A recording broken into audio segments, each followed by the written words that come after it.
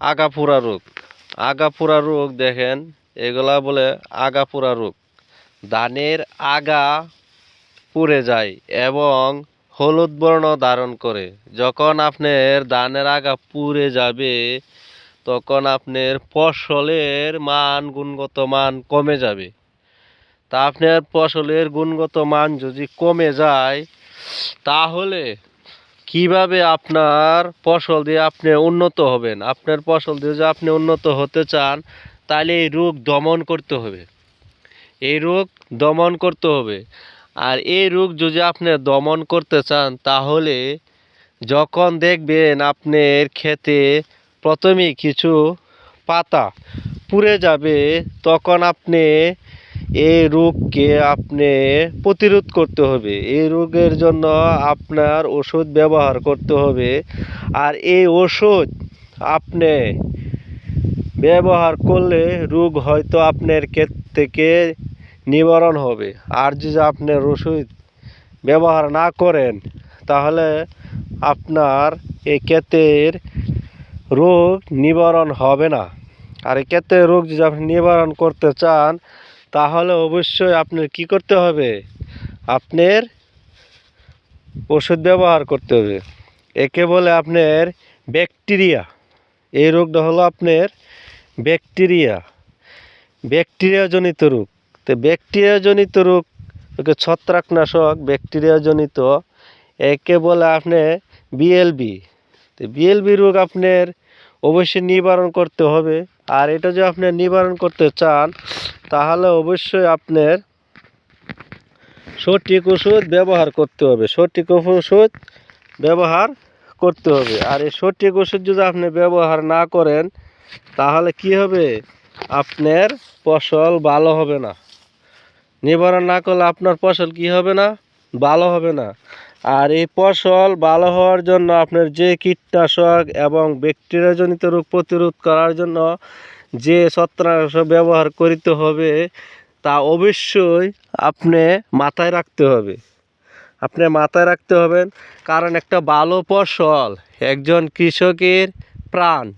একজন কৃষক যদি ভালো ফসল না ফলাতে পারে তাহলে সে কখনো একজন সুষ্ঠু সবল কৃষক হতে পারবে না।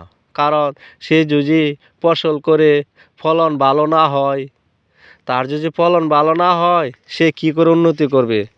সে তো লসে থাকবে, লাভবান হতে পারবে না। আর এই লাভবান হতে হলে তার সবসময় কি করতে হবে? তার ক্ষেতের প্রতি দৃষ্টি নজর থাকতে হবে, রোগের প্রতি দৃষ্টি নজর থাকতে হবে। যদি রোগের প্রতি ক্ষেতের প্রতি সে দৃষ্টি নজর থাকে তাহলে ইনশাআল্লাহ সে লাভবান হতে পারবে। আর এই লাভবান হওয়ার জন্য কিছু ব্যাকটেরিয়াজনিত বিএলপি রোগজনিত ওষুধ আছে, সেই ওষুধগুলো কী করতে হবে? ব্যবহার করতে হবে। আর এই ওষুধগুলো ব্যবহার করতে হলে কিছু নিয়মকানুন আছে, নিয়মকানুন মানতে হবে। কিছু ওষুধের নাম বলবো। কিছু ওষুধ প্রতিকারের কিছু ওষুধগুলো হলো আপনার ব্যাকট্রোমান যদি আপনি ব্যবহার করেন তাহলে কি হবে? আপনার এই রোগ প্রতিরোধ হবে। তাহলে রোগ প্রতিরোধ করতে হলে আপনি তার সাথে যদি পারেন ছত্রাকনাশক ব্যবহার করবেন। ছত্রাকনাশকের জন্য আপনি বিভিন্ন কোম্পানির বিভিন্ন ওষুধ আছে। বিভিন্ন কোম্পানির বিভিন্ন ওষুধ আছে। এর সাথে আপনি ব্যবহার করতে পারেন